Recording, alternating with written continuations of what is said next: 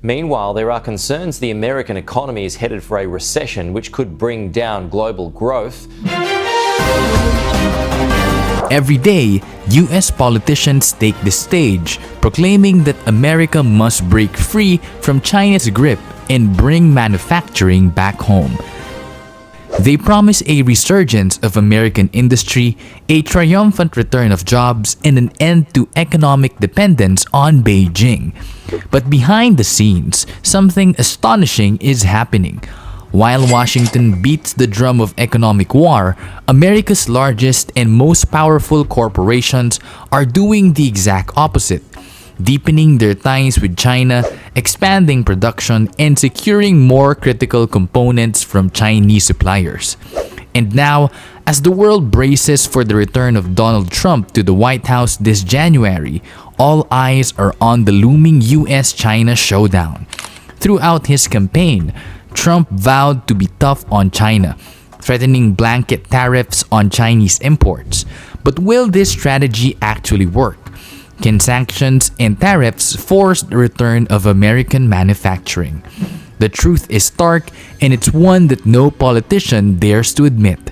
It's nearly impossible to bring these jobs back to America.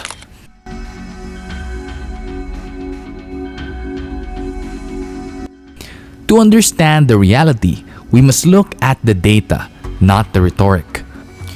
Over the past 25 years, US-China trade has surged relentlessly. Even as Washington attempts to paint China as the enemy, trade between the two nations remains strong. No real decline, no significant pullback, just business as usual. And why? Because American companies need China, not for cheap labor, but for something far more crucial: its technological superiority and manufacturing expertise.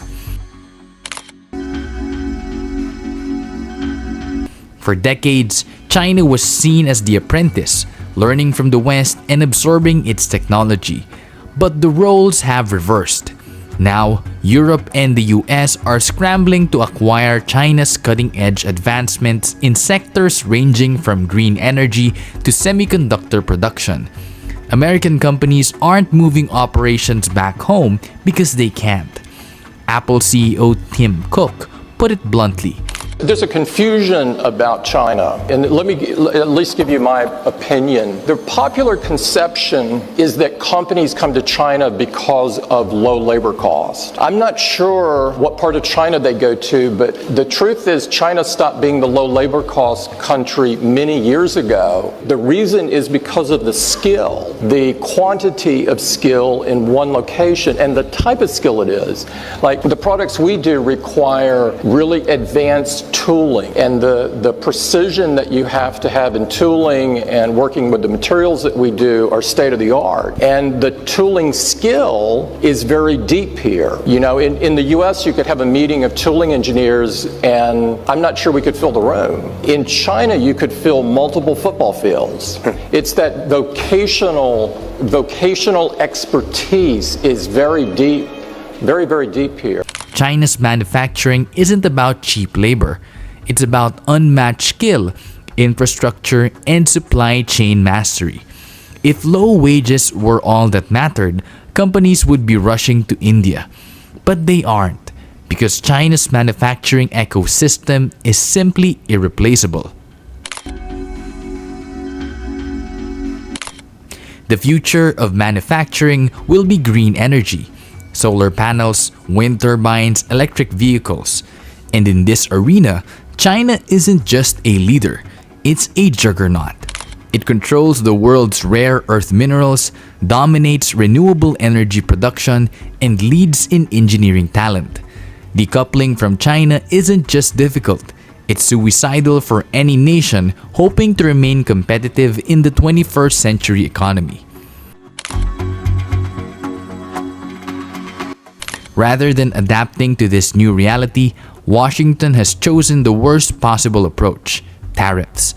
Trump's trade war, carried over by Biden, was meant to hurt China. Instead, it has crippled American consumers by raising costs while doing nothing to bring jobs home.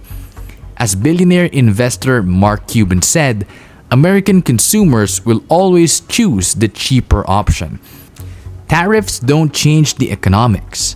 They just make life harder for everyday Americans.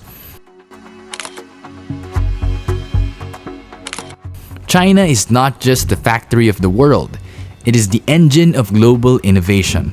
Its dominance in STEM education, rare earth mineral extraction, and high-tech manufacturing ensures that it will remain at the forefront for decades to come. Meanwhile, the US is stuck in a cycle of political posturing, clinging to the fantasy of Made in America while refusing to make the necessary investments to compete. Unless America fundamentally reshapes its industrial policies, the dream of reclaiming manufacturing will remain just that, a dream. Decoupling from China? Impossible. Tariffs and sanctions? A losing battle. The future of global manufacturing? Firmly in China's hands. It's time for America to face the truth. Instead of waging an unwinnable war against economic reality, the US must learn to adapt or be left behind.